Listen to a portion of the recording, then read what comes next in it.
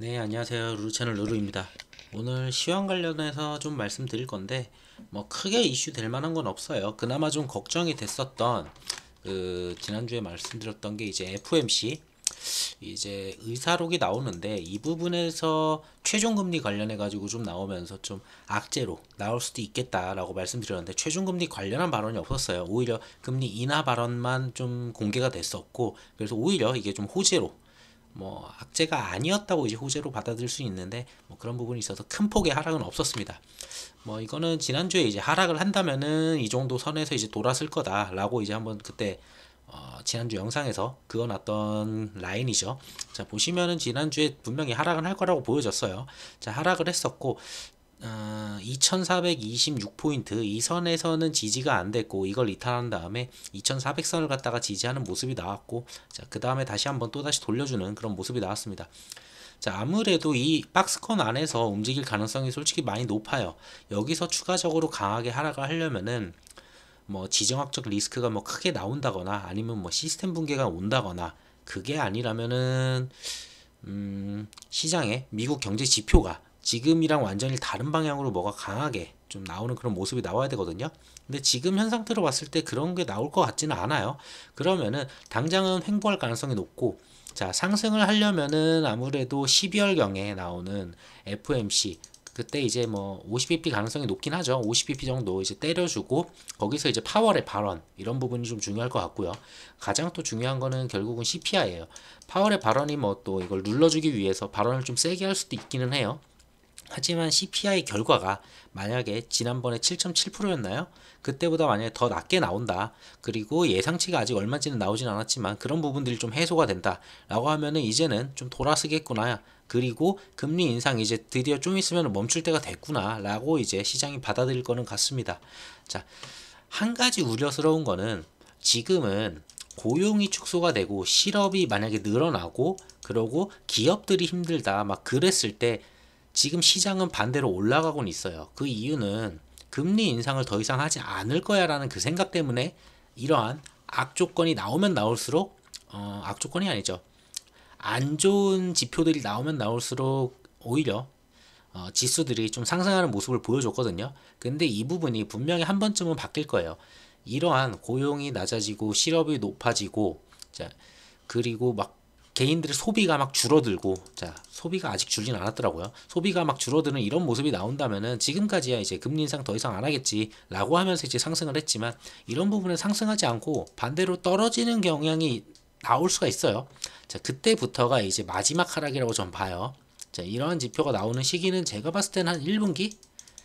1분기 정도가 되지 않을까. 아무래도 이번 4분기에 나오는 기업들의 실적들이 웬만해서 좋지 않을 거예요. 실적들이 좋지 않을 거고, 그게 나오는 게 이제 1월에서 2월이죠. 자, 그리고 내년 1분기에 나오는 실적들이 이제 4월에 이제 나오거든요. 4월에. 자, 4월에도 그렇게 좋지는 않을 거예요.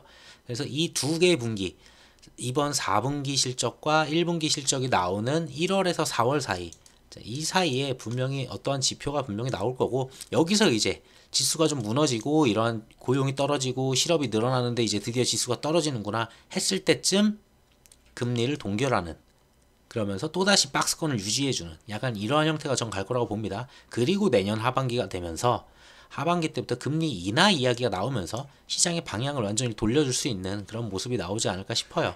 그래서 아무래도 주식시장은 좀 더 빠르거든요. 선반영이라는 게 굉장히 좀 빠르고, 워낙에 요즘은 정보가 또 많잖아요. 여기 좀 얻을 수 있는 곳들이. 자, 그래서 1월에서 4월이라고 보지만 저는 이 기간이, 눌려지는 기간이 그렇게 강하진 않을 거라고 봐요. 왜냐면 이걸 돌았을 거라고, 그리고 금리를 갖다 인하할 거라는 걸 알게 된다면, 그리고 1월에서 4월 사이에 러시아 전쟁이 어쩌면은 마무리될 수도 있지 않을까, 이런 기대감이 저도 있어요. 자, 이러한 변수가 여기서 들어간다라고 하면은 이 하락폭은 거의 크지 않을 거다. 그래서 지금부터는 이제 좀 아무래도 횡보 정도는 충분히 생각해도 되고, 뭐 상승을 하면 좋겠죠. 자, 그렇게 저는 생각을 해요. 자, 우선 당장은 지금 횡보 구간에 있고, 지금 보시다시피, 자, 이러한 하락 구간을 지금 만들어 주고 있었어요. 자, 이러한 하락 구간을 지금 61선을 계속 돌파하지 못하는 모습이었고, 꾸준히 이제 61선 돌파를 못했고, 자, 이번에 이제 돌파가 나왔다고 보시면 됩니다. 여기서. 자, 이번에 방향을 틀어줬고, 자, 여기서 이제 방향을 틀어줬다는 거는 결국은 이제 횡보예요. 자, 요 정도 라인 한 2600선이 보이죠. 자, 이걸 이제 지울게요. 이건 어차피 지지를 했으니까. 자, 2600선 정도를 보시게 되면은 앞전에 이제 저점으로 지지를 받았던 곳들이 있어요. 좀 이렇게 강하게.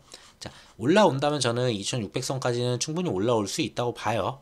그러면서 뭐 그거보다 조금 덜 올라온다면 앞전에 있었던 고점 정도 되겠죠. 자, 앞전에 한 번 더 지지를 받았던 곳, 그리고 고점으로 작용했었던 곳. 자, 그리고 하락을 했었던 그 추이상에서 맞물리는 위치이죠. 그게 이제 2550포인트. 뭐 더 간다면 2600포인트. 한 요 정도 안까지는 와주지 않을까. 지수가 12월 안에는 저는 여기까지는 오지 않을까 기대는 해봅니다. 뭐 특별한 것만 없다면. 그래서 여기까지만 올라와 준다면 여기서부터는 그 다음 또 12월 지표들이 좀 보여줘야 되겠죠.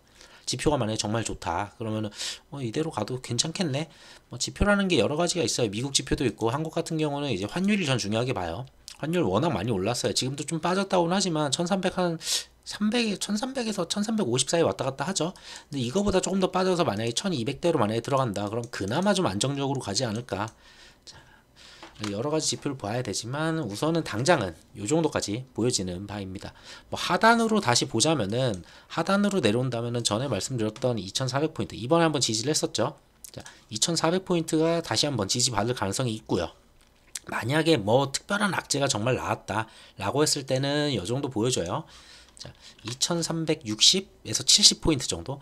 앞전에 이렇게 고점으로 이렇게 박스를 그렸던 이 고점으로 작용했었던 고점이 2370포인트고 이걸 돌파를 했었고 그 다음에 이걸 다시 지지를 하다가 여기서 이탈을 시켰거든요. 요 부분 2370 요 정도. 자, 그 정도 만약에 크게 빠진다면은 그 정도 보시면 될 것 같아요. 그리고 상단으로는 2550에서 2600 정도.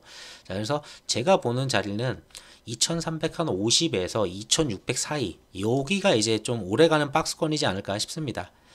여기서 뭐 치고 누르고 뭐 이런 식으로 뭐 움직이지 않을까 싶어요. 그래서 이 박스권 안에서 움직일 거고 다시 뭐 눌러줄 수도 있겠죠. 악재가 나오면은. 그래서 이 안에서의 움직임 정도 되겠다라고 좀 보여져요. 자, 뭐 종목들은 지금 따로 말씀을 안 드리는데 조만간 이제 종목들을 좀 하나씩 오픈을 할 거예요. 개별 종목으로 이제 좀 말씀을 드리려고 하고 지금 말씀드리는 거는 왜냐면은 자 이제 1분기가 이제 어쩌면은 나빠질 수 있다라고 방금 전에 말씀드렸죠. 1분기부터 해서 결과가 나오는 자 1월에서부터 4월까지가 조금 저는 리스크가 있기는 해요. 자 근데 요 리스크 때문에 그 뒤에 뻔히 보이는 걸 보고서 지금 안 사두면은 좀 아쉬운 부분이 좀 있다고 봐요. 그래서 저는 11월, 12월 지금 이제 곧 12월이죠. 자, 12월부터는 이제 슬슬 어느 정도 진입을 좀 하시면은 좀 좋지 않을까. 그러고 만약에 여기서 진짜 눌러준다면 그때부터는 이제 더 모아가시면 될 것 같아요. 눌러줘봤자 길어봐야 4월 아닐까 싶어요. 정말 길어봐야. 자, 근데 누르기가 쉽진 않지 않을까. 뭐 이거는 지켜봐야 되겠죠, 좀 더. 그래서 시황은 뭐 매주 말씀드리니까 이걸로 같이 좀 보시면 될 것 같습니다. 그래서 뉴스 한번 보고 갈게요. 뉴스가 그렇게 많지가 않아서 간단하게 보시면 될 것 같아요. 이번 주 지난주라고 해야 될까요? 지난주 이제 중요하다고 말씀드렸던 게 이제 FOMC 의사록이었어요. 자, 의사록에서 나왔던 걸 보게 되면은 금리 인상 속도에 전부 다 이제 찬성하는 내용이 의사록에 나와요. 자, 당연히 찬성을 했겠죠. 자, 보시면은 자, 23일 공개한 1에서 2일 날 이제 FOMC 의사록에서 이제 대부분 연준 FOMC 의원들이 금리 인상 속도를 늦춰야 된다는 이제 의견을 내놨다. 그리고 연준이 75bp 대신에 이제 0.5% 금리 인상을 결정할 것이라는 게 거의 확실시 됐다. 자, 여기 이제 의사록을 공개하고 나니까 0.5 할 걸이라고 했지만 이걸 보고 나니까 하겠네 라고 이제 의견이 좀 시장에서 좀 바뀌었다. 그러니까 악재일 수 있었지만 그게 좀 해소가 됐다라고 보시면 돼요. 자, 그 정도로 해소가 된 거고 그래서 추가적으로 하방을 강하게 내려갈 만한 재료가 될 뻔했지만 그렇지 않았다라고 이렇게 생각하시면 될 것 같아요. 그러면은 결국 그 전까지 특별한 이슈 없으면은 그냥 무난하게 흘러가겠죠. 자, 그래서 여기 의사록에 따르면은 12월에 0.5% 금리 인상이면은 이제 충분할 것이다. 자, 이런 내용들이 있고요. 그리고 자, 이거는 있었어요. 그 최종 금리 얘기가 있었죠. 내년 금리 예상보다 높을 수도 뭐 이런 내용이 있어요. 의사록에 따르면은 일부 소수 의원들이 금리 인상 속도를 늦추기 전에 경제 억제 영역으로 진입했다. 뭐 이제 또 인플레이션 이제 압력이 뭐 상당히 완화됐다는 등 확실한 증거를 확보하는 것이 우선이다. 뭐냐면은 이거는 CPI가 이번에 한 번 빠졌잖아요. 좀 강하게 빠진 게 이제 7.7%가 나왔잖아요.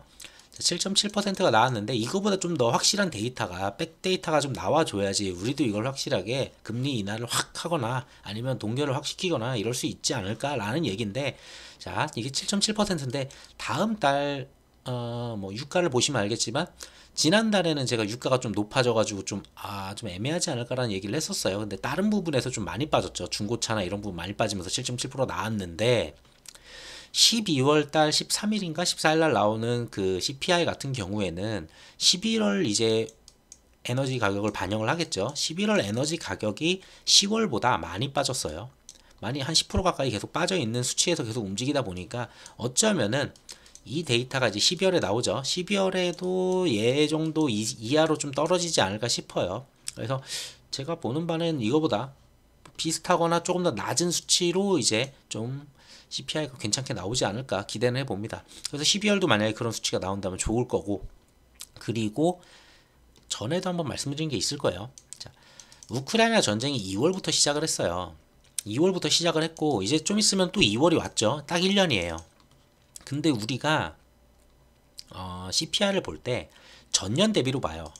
전년 대비로 이렇게 보는데 전년 대비로 봤을 때는 그러니까 지금 이제 우크라이나 전쟁 때문에 올라왔으니까 우크라이나 전쟁 이전이랑 비교를 하고 있잖아요. 그러니까 수치가 되게 있는 거예요. 이렇게 막 7.7 막 이렇게 8%. 자, 근데 내년 2월이 된다라고 하면 이때부터 인플레가 막 강하게 올라왔어요. 얘네들이 자, 여기서 1월 달에 예를 들어서 막 1%였는데 자, 여기서 2월 달에 이 2월 달에 자, 여기서 4%가 됐어요. 근데 그 1년 뒤로 따졌을 때는 지금 그 물가 인상률이 동일해요. 예를 들어서 똑같이 정확하게 진짜 물가에는 막 7%밖에 안 돼요. 근데 얘랑 비교했을 때는 전년 대비해 가지고 6% 올랐어요 라고 하겠지만 내년 12월이 된다라고 2월이 된다고 했을 때는 얘랑 비교를 하게 되면은 물가 인상이 떨어지지도 않았어요. 그러니까 물가가 떨어지지도 않았음에도 불구하고 그냥 시간이 지났는데 내년 2월이 되면은 자 7에서 4 빼면은 3%가 되겠죠. 자 요런 식으로 그냥 어쩔 수 없이 CPI 숫자는 자연적으로 빠질 수밖에 없어요. 더 이상 물가가 올라가지만 않고 유지만 해준다 하더라도 시간이 지나면 그냥 떨어져요. 이거는. 자 이게 기저효과인데 기저효과를 이제 볼 수가 있는 기간으로 들어왔다.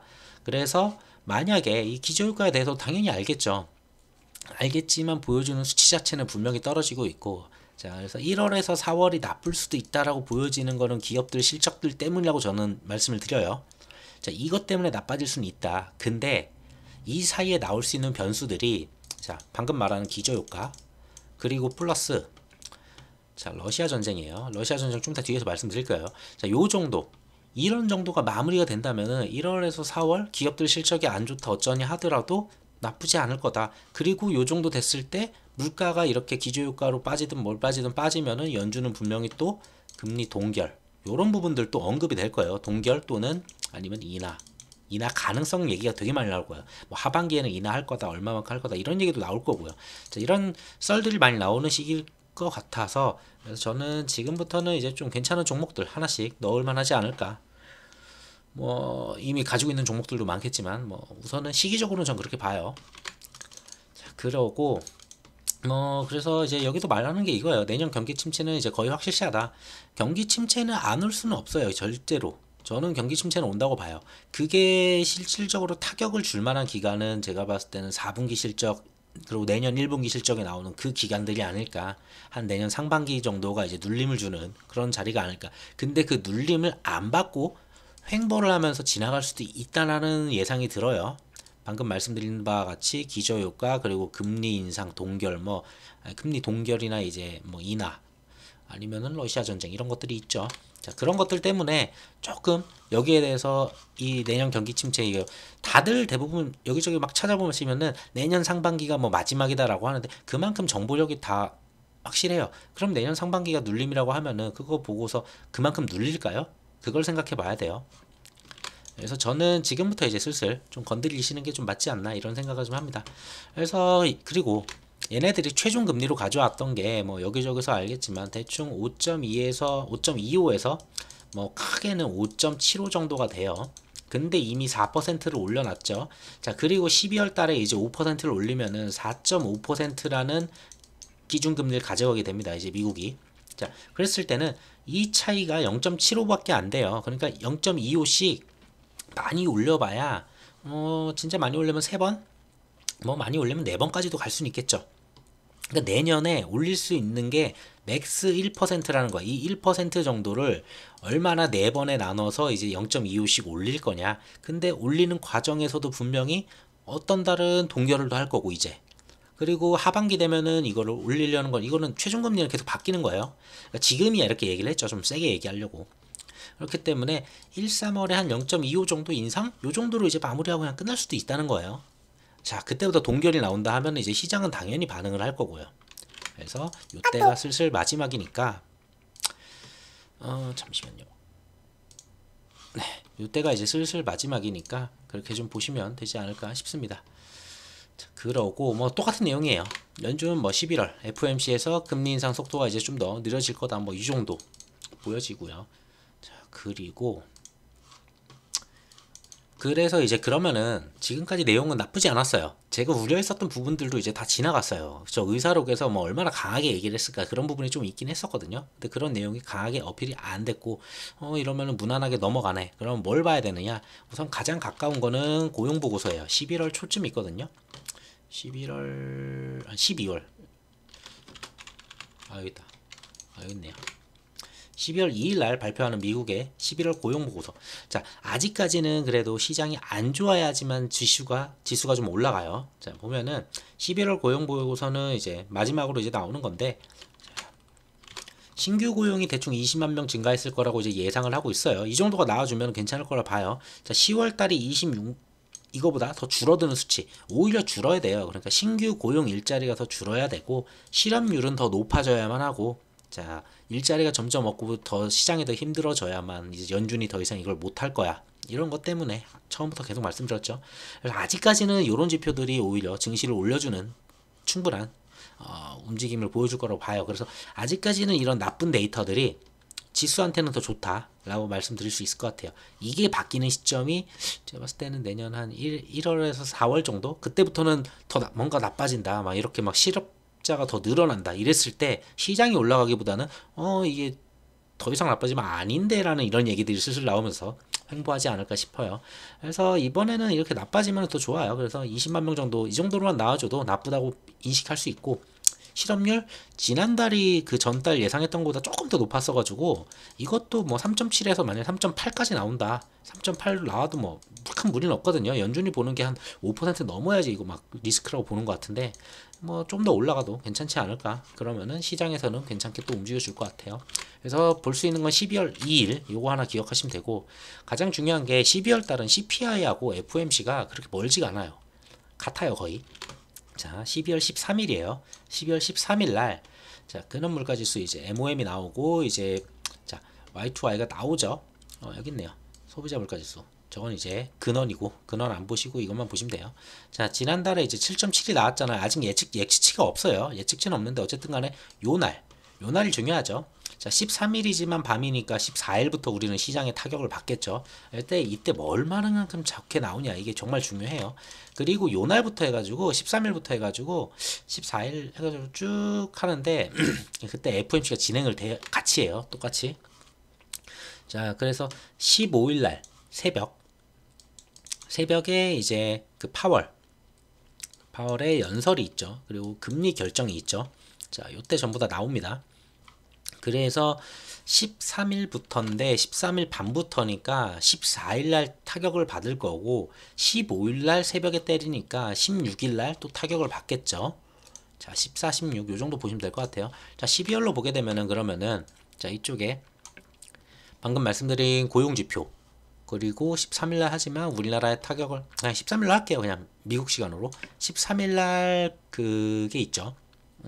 13일날 새벽에 있으니까 밤이니까, 자, 이때가 CPI, 그리고 15일 요때가 보시면은 FOMC 이제 뭐 파월 이것도 있고 금리 인상 0.5%요 정도 이제 나오면은 0.5% 나오는 거는 크게 무리 없을 것 같아요. 제가 봤을 때 이건 나올 것 같고 결국은 지난번이랑 똑같이 파월의 그 연설 그 내용이 가장 중요하지 않을까 그래 보입니다.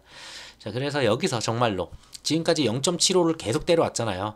뭐 0.5를 갈 거다라고 이미 예상을 하고는 있지만 계속 0.7을 어쨌든 때려왔었는데 0.75에서 드디어 금리 인상의 그 폭이 이제 줄어드는 그 첫 달이 아니지 않을까 싶습니다. 그래서 요 구간이 정말로 시장의 변동성을 많이 만들어줄 거고 시장의 방향을 많이 보여줄 거라고 봐요. 요 전까지는 특별한 게 없어요. 요 날도 뭐 그렇게 고용지표가 막 너무 막 우리가 예상했던 예측치하고 완전히 말도 안 되게 반대로 나오지만 않는다면은 무난하게 그냥 넘어갈 만한 지표라고 봐요. 지금 현재 CPI 자체가 워낙에 지난달에 잘 나왔기 때문에 그 CPI를 무너뜨릴 만한 지표가 나오기는 어렵다라고 봅니다. 그래서 이 두 주 동안은 크게 이슈가 될 만한 건 없다고 봐요. 뭐 아까도 말씀드렸다시피 지정학적 리스크나 그런 거 빼면은 그래서 이 2주 동안은 무난히 그리고 또 0.5에 대한 그런 기대감들 자 그런 부분들 움직이면서 좀 괜찮게 흘러가는 그런 주가 아닐까 싶었습니다. 자 그리고 러시아 쪽을 얘기를 해야 되는데 뭐 전에도 그랬죠. 우크라이나가 이제 러시아한테 평화협상의 10가지 조건을 얘기를 했어요. 뭐 수용 가능성이 솔직히 낮아요. 10가지가 보면은 뭐 말도 안 돼요. 제시한 조건이 핵 안전 뭐 이건 할 수 있어요. 식량 안보 에너지 안보 자 포로 석방 그러니까 유엔 헌장 이해 러시아군 철수와 적대 행위 중단 그리고 정의를 회복하고 환경 파괴에 대한 대처 뭐 긴장 고조 예방 종전 공고와 뭐 정말 많아요. 근데 거의 사실상 이거를 다 받아들이면서 러시아가 이걸 끝낼 수 있는 수준은 아니다. 그래서 거의 저는 이거는 말도 안 된다라고 보여집니다. 그 와중에 EU하고 이제 G7 같은 경우에 그 전부터 이제 러시아 원유 상한세 진행한다고 했죠. 원유 상한제를 진행을 하는데 그 가격이 얼마가 될지 몰랐어요. 대충 60달러 수준으로 목표를 하고 있다고 합니다. 자, 유가에 굉장히 긍정적인 모습이 나올 수도 있어요. 자, 여기서 합의가 나오면은 지금 뭐 전에도 막 70불 때도 한 번씩 왔다 갔다 했었잖아요. 자, 요 정도로만 움직여 준다면은 뭐 60불 수준까지만은 해도 어느 정도 조금만 더 떨어지지 않을까. 근데 이미 이쪽에서는 사가는 가격은 60달러 안팎으로 제가 봤거든요. 자 보면은 유력하게 논의되는 상한선은 배럴당 60달러 안팎이라고 이야기를 했고 그 다음에 WTI 가격이 이제 80달러 이 정도에서 지금 움직였어요. 자 그러고 60달러가 동맹국의 관점에서 타당한 것처럼 들릴지 모르겠지만 우리는 가능한 더 낮은 가격을 이제 보고 싶다 뭐 이런 식으로 우크라이나 대통령이 얘기를 했다고 합니다. 자 러시아는 배럴당 추출 비용이 이제 12에서 20달러 뭐 이런 거 다 계산했을 텐데 자, 그래서 상한액 70달러 수준까지 상향될 수 있을 거다. 그러니까 60에서 대충 70달러 얘기를 하는 것 같아요. 근데 지금 현재는 어쨌든 간에 배럴당 80불이잖아요. 80불 왔다 갔다 하잖아요. 80 몇 불에서. 자, 어쨌든 내려갈 수 있다라는 거예요. 요걸 진행했을 때 조금이라도. 자, 그러면은 당연히 CPI 다시 한번 생각해 볼 수 있어요. 이만큼만 내려가줘도 60불 아니고 70불 대만 오더라도 한 10% 이상만 빠지면은 정말 CPI에 긍정적인 효과를 또 가져올 수가 있겠죠. 자, 요런 것들만 괜찮아져도 분명히 12월 달 그리고 그 다음 달 CPI 그 다음엔 또 이제 기저효과까지 괜찮은 수치들 꾸준히 이어 나오지 않을까 한번 기대는 해봅니다. 자, 그리고 이 얘기 했었어요. 러시아가 이제 좀 끝내지 않을까 이런 생각을 했는데 푸틴 뭐 이제 최대 70만 명까지 이제 추가 징집을 하겠다 막 이런 내용이 있었어요. 자, 러시아가 2차 동원령을 갖다 했다 뭐 이런 얘기가 있었는데 자, 러시아 이제 푸틴이 국가 동원령 발표했다는 거는 이제 공식 부인을 했다. 그런 거 없다. 우리 안 한다. 라고 얘기를 했어요. 자, 이 얘기는 다행인 거예요. 지난번에 30만 명인가 이걸 동원했잖아요. 그러면서 이제 막 뭐 어떻게 더 확전이 되나 이런 생각을 했는데 사실상 이제 러시아가 밀리고 있는 상황에서 동원을 갖다가 안 한다라고 공식 부인을 했어요. 이거는 전쟁의 규모를 확전하기보다는 축소해가는 그런 저는 움직임이라고 봅니다. 그래서 점점 이제 축소해 가지 않을까. 그러면 언제쯤 우크라이나는 그만둘 건가? 우크라이나가 그만둘 날이 있겠죠. 우크라이나는 계속 얘기하는 게 있어요. 자신들이 지금 뺏겼던 거는 원래 우리 거였고 거기에 플러스 8년 전인가요? 크림반도 뺏겼잖아요. 크림반도까지 가져갔을 때 이제 멈춘다라는 거예요. 우크라이나는. 이번 전쟁뿐이 아니고 지난번 것까지 해가지고 다 우리가 다 가져오면은 이제 끝내겠다 이런 얘기를 하는 거예요. 우크라이나는. 그래서 뭐 성탄절까지 크림반도에 지금 진격하고 있는 걸로 알아요. 그래서 막 크림반도로 미사일도 막 쏘고 있는데 자, 해가지고 이게 마무리가 되면 내년 봄에 이제 종전을 하겠다. 자, 러시아의 지금 전력이나 이런 상황을 봤을 때 저는 여기도 밀릴 수 있다고 봐요. 지금 전력상. 그래서 이게 밀리면은 우크라이나도 그 이상 러시아를 공격할 명분이 없어요. 사실상 더 공격할 거는 우크라이나가 피해를 봐가지고 거기에 대한 전쟁을 그냥 그대로 끝내면 손해를 입었다고 생각하겠죠. 근데 크림반도를 얻어가는 거잖아, 이번 전쟁으로 우크라이나가. 그럼 우크라이나도 그만할 만해요, 이 정도면은. 그리고 서방에서도 더 이상 지원하거나 이런 게 없을 수도 있고요. 자, 그래서 이 정도에서 마무리가 되면서 크림반도를 내주면서 이제 끝난다. 그때 이제 러시아가 그냥 오케이 하고 만약에 끝날지는 몰라요. 근데 요렇게만 된다면은 종전 가능성은 점점 가까워졌다라고 좀 보여집니다. 그래서 우크라이나가 크림반도를 먹는 그것까지 한번 보셔야 되지 않을까 싶기는 해요. 뭐 그 전에 러시아가 앞전에 이제 앞전에 우크라이나가 요구했던 이런 평화협상의 뭐 10대 조건 이걸 다 받아들일게라고 하지만 이런 것만 안 한다면은 제가 봤을 때는 우크라이나 먹힌 다음에 그 다음에 마무리가 되지 않을까 싶어요. 그래서 요건 조금 시간은 걸리겠지만 좀 더 지켜보면은 괜찮지 않을까. 얘네도 러시아 전쟁도 이제 한 조만간 좀 있으면 어느 정도 마무리돼가는 그런 그림 나오지 않을까 기대는 해봅니다. 자, 그리고 중국 쪽 코로나. 자, 제로 코로나를 한다고 고수를 했다가 시장이 너무 안 좋아지고 그리고 시장에 돈들이 다 나가고 이탈하고 전부 다 외국인 투자자도 도망을 가고 그리고 더 이상 이 봉쇄에 대해서 지쳐있는 그 중국인들 전부 다 난리를 치다 보니까 결국은 제로 코로나에서 이제는 조금씩 완화를 하겠다라고 한번 얘기를 했었어요. 시장을 완화시키겠다. 근데 이게 되게 무서운 게 뭐냐면은 백신 접종을 했다고는 하지만 얘네가 접종받은 백신 자체가 중국에서 만든 그 시옷으로 시작하는 그 바이오 회사 이름 있는데 갑자기 기억 안 나네요. 그쪽 거거든요. 얘네 거, 얘네 자국 거. 자, 그게 이제 물약이라는 얘기 옛날부터 있었죠. 거의 물약이라는 얘기 했었고, 자, 얼마나 이제 사망자가 나오는 게 중요해요. 걸릴 수는 있죠. 걸리는데 사망자가 얼마만큼 나오는지는 좀 더 지켜봐야 될 것 같은데, 자, 이제 드디어 수치가 이렇게 이제 올라가기 시작했어요. 얘네들은 옛날에 제로 코로나하고 봉쇄했을 때 얘기했던 게 막 베이징에 100명 나왔다 확진자, 그럼 바로 봉쇄였어요. 그렇게 해서 막 한 400명 정도 됐으면 난리가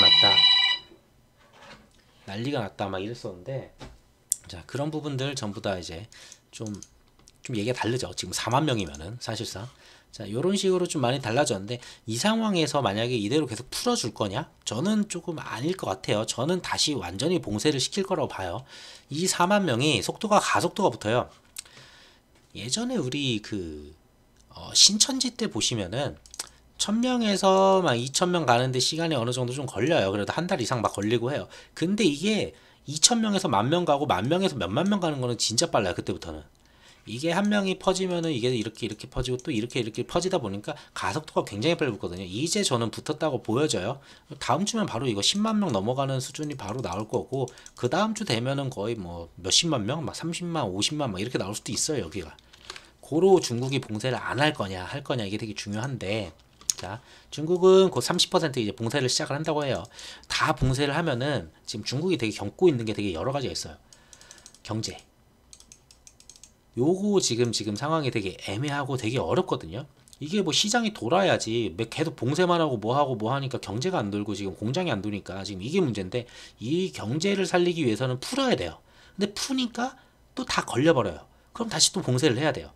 그래서 생각하는 게 방역 빗장인데, 이게 풀었다 열었다 풀었다 열었다. 자, 이제 빗장을 건다고 그렇게 이제 방역을 한다는 건데, 자, 그게 정말 이제 좀 도움이 될까 싶기는 해요. 그러니까 뭐 이제 구역을 만들겠죠. 이런 식으로 구역을 만들고 이 안에서 한 명이 나오면은 여기 이만큼 봉쇄. 자, 그 다음에 여기서 0명이면 니네는 우선 풀어줘. 근데 다시 좀 이따 여기가 0명이면 여기는 이제 풀고, 자, 여기 한 명 나오면 여기 다시 봉쇄. 계속 이 짓을 하겠다는 건데, 자, 이렇게 해봤자 결국 줄진 않아요. 이렇게 하면은 줄지 않고 4만 명대를 유지하거나 아니면 올라가는데 전 무조건 올라간다고 봐요. 이거는 이미 저거 못 막는다고 보고는 있고, 결국은 뭔가 다른 방법, 뭐 치료제를 갖고 오든 뭐 다른 방법을 가져와야 되지 않을까 싶습니다. 자, 그래서 정밀 방역 뭐 이제 한다라면서 아파트 전체를 가둬버리는, 뭐 이건 많았었죠. 전에도 봉쇄시킬 때 아파트 전체를 가둬요. 이걸 무슨 봉쇄라고 하는데 바리게이트 쳐가지고 그냥 그 섹터 자체를 갖다가 딱 봉쇄시키는, 단어들이 요즘 생각이 안 나네요. 뭐라고 하는데, 자, 어쨌든 이런 식으로 지금 이제 베이징에서도 이런 봉쇄가 있어요. 자, 이 베이징이나 상해 같은 경우가 이런 봉쇄를 한다는 거는 그 외에 지방 도시 같은 경우에는 그냥 무조건 그냥 봉쇄 때리고 있다라고 보시면 될 것 같아요. 그거에 따라서 나오는 게 뭐냐, 지금 상하이 봉쇄 때보다 더 심각하다. 시위 폭동이 지금 일어나고 있고요. 한두 군데에서 일어나는 게 아니고 중국 하루 확진자 지금 3만 명 육박했다. 이게 이제 24일 하루 전이에요. 근데 지금 방금 나온 게 뉴스가, 자 이제 4만 명 육박이에요. 거의 하루에 이제 1만 명씩 그냥 쭉쭉쭉 늘어나요. 이거는 속도 더 붙어요 무조건. 그래서 이거 주말 지나면은 바로 이거 좀 있으면 10만 명 거의 육박이라고 나올 거예요 또.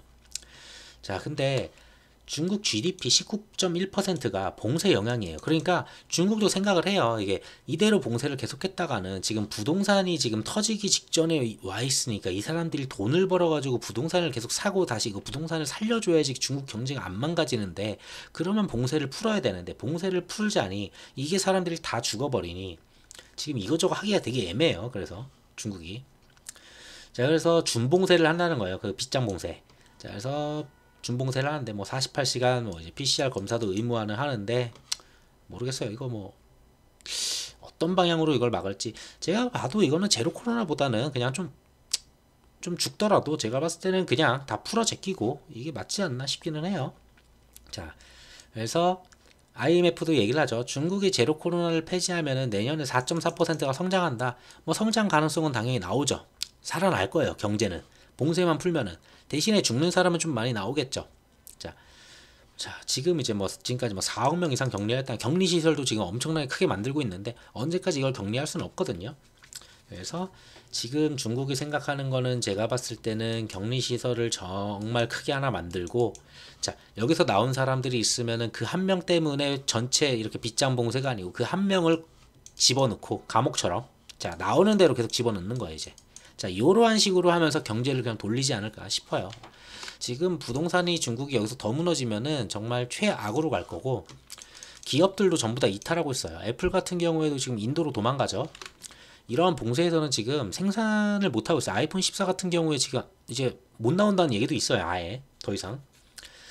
자, 폭스콘에다가 약간 몰빵 친 게 있거든요. 애플이. 그러니까 다른 기업들은 막 이제 공장을 여러 군데 쫙 전 세계적으로 이렇게 뿌려놓는데, 약간 애플이 여기 중국 폭스콘에다가 약간 몰빵을 쳐놨다 보니까 여기서 생산이 안 되면 지금 애플 아이폰이 안 나오는 상황이에요. 인도에서 생산량이 제가 알기로 10%밖에 안 되는 걸로 알고 있어서, 자 그래서 인도 이제 비율을 좀 높인다고는 하는데 그게 뭐 당장 높아지지는 않을까. 근데 지금 하고 싶은 말은 뭐냐, 이만큼 이제 외국인들의 자본 그리고 공장 이런 부분들이 전부 다 이탈을 한다는 거예요. 예전에는 중국인이 쌌어요. 그러니까 인력 자체가 싸다 보니까 여기에 대한 그런 메리트가 있었어요. 좀 공장도 짓고 뭐 하면 돈 벌어 갈 수 있었는데, 지금 얘네들 임금도 좀 많이 올라왔고 사실상 뭐 부동산도 그렇고 거기다가 시진핑 산념에다가 공동부유 얘기하고 앉아 있고 지금 전체적으로 봤을 때 기업들이 떠나고 싶은 상황이에요. 전반적으로 봤을 때는. 자, 그래서 이런 부분들 이것도 당연히 중국 경제에 타격을 입힐 거예요. 외국인 자본이 계속 이탈한다는 거는. 자, 그런 부분들 보여드리려고 좀 가져왔고, 자 그러면은 얘네가 살려야 되는 게 뭐냐, 중국의 GDP의 30에서 40%가 전부 다 부동산이에요. 부동산으로 지금 GDP를 버텨왔고 그걸로 성장을 해왔어요. 경제 성장에 가장 큰 게 원래 보통 이제 후진국에서 올라올 때는 부동산 인프라 이런 걸로 이제 빠르게 성장을 하거든요. 거기서 건설 경기 살아나면서 막.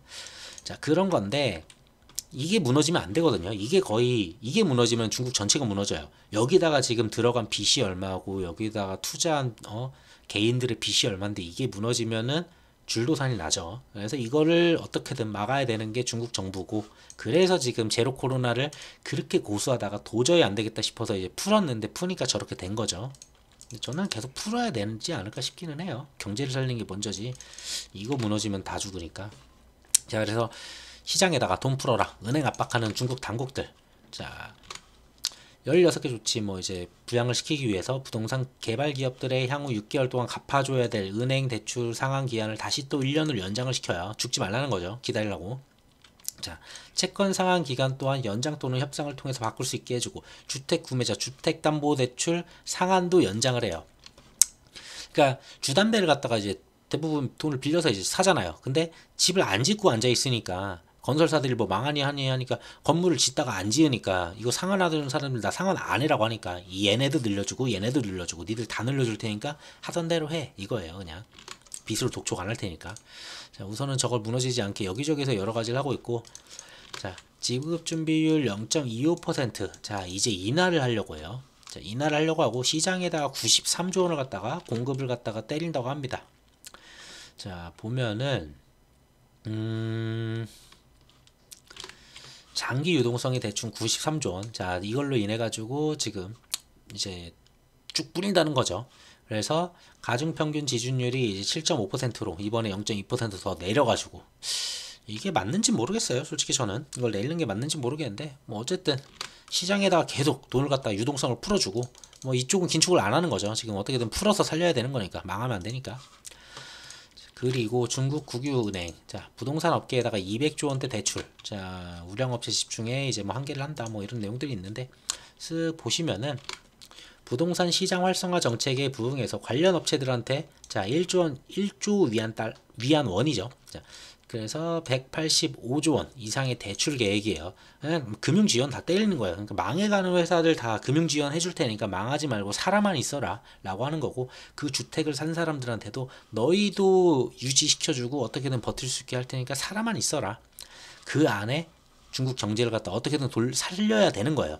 그러니까 부동산이라는 이 커다란 이게 터지려고 하니까 시간을 번 거예요. 그냥 시간. 우선은 당장은 저거는 시간을 번 거예요. 그러면은 부동산이 다시 좀 호황이 되고 뭔가가 움직이려면은, 자, 중국 경제가 좋아져야 돼요. 그냥 사람들이 인건비가 높아지고 돈이 많아지고 하면은 차도 사고 집도 사고 뭐도 하고 부를 더 늘리기 위해서 막 투자도 하고 이렇게 되는 거거든요. 근데 이 사람들이 지금 집에 갇혀 있고 이러니까 돈을 못 벌고 하니까 경제가 안 좋아지고, 그리고 중국 GDP가 떨어지고 이런 거죠. 자, 그래서 그걸 돌리기 위해서 지금 제로 코로나를 안 하려고 하는 거고, 최대한 이제 그만둬야 된다는 걸 이제 아는 거죠. 그래서 요 시간을 번 상태에서 만들어야 될 건 뭐냐? 중국 경제를 갖다가 부양시켜야 돼요. 결국은 제로 코로나를 갖다가 멈춰야 됩니다. 자, 이걸 멈추는지는 중요해요. 이거 멈춰가지고 진짜로 뭐 봉쇄만 안 하면 되겠죠. 봉쇄 안 하고 그냥 한 명씩 이제 추출해내면 되지 않을까? 저는 그렇게 생각해요. 자, 얼마큼 잘 될지 모르겠지만 어쨌든 요 시기가 이제 필요하다. 만약에 요게 터진다라고 하면은 요거는 좀 커요. 제가 봤을 때. 지금 러시아급 이상으로 또 하나가 굉장히 크게 터질 수 있다라고 보여지는 게 중국 부동산이라고 예전부터 이걸 말씀드렸어요. 정말 이건 악재다. 얘네 터지면은 진짜 시장 전체에 어마어마한 게 터질 거고, 요걸 얼만큼 잘 막느냐인데, 우선은 대출 연장해 줬으니까 최소한 6개월 이상은 좀 잘 이어가지 않을까 싶긴 해요. 좀 더. 그래서 얘네는 계속 꾸준히 지켜보셔야 될 것 같습니다. 자, 뭐 특별한 내용이 없어요. 정말 보면은 특별한 거는 딱 요거 하나예요. 12월 13, 14, 15 요때 이제 이슈가 있다. 그 전에 굳이 좀 지켜본다라고 하면은 12월 2일 날, 이번 주 금요일이네요. 이번 돌아오는 금요일 날 이제 좀 고용지표 발표가 있는데, 요거 빼면은 솔직히 없어요. 자, 요 정도 있는 것 같고요.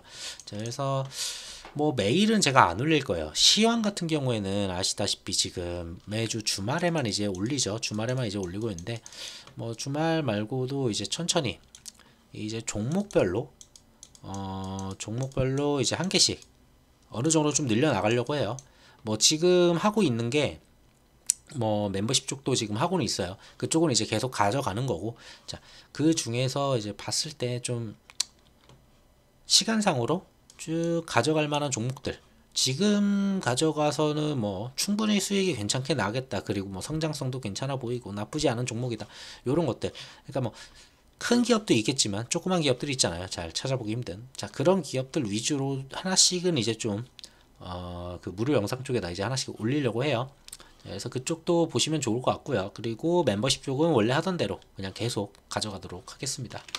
그래서 우선 이번 주도 시황 별게 없어서 다음 주도 시황 별게 없을 것 같아요. 고용지표 빼면은 솔직히 러시아도 뭐 고만고만하고, 중국도 뭐 터지는 것도 아직 없고, 그렇다고 중국이 저 상황에 지금 대만이랑 싸울 것도 아니고, 그렇다고 중국이 저 상황에 지금 미중 갈등 만들어가지고 뭐 하나 터트릴 것도 아니고, 그러다 보니까 지금 특별하게 아직은 막 시황에서 뭐 보이는 게 없어요. 그렇게. 자, 요 정도. 그러니까 조용한 시황이니까 또 나쁘진 않네요. 내용 별로 없어서. 자, 이 정도로 좀 마무리하도록 할게요. 남은 주말 잘 보내시면 좋겠어요. 감사합니다.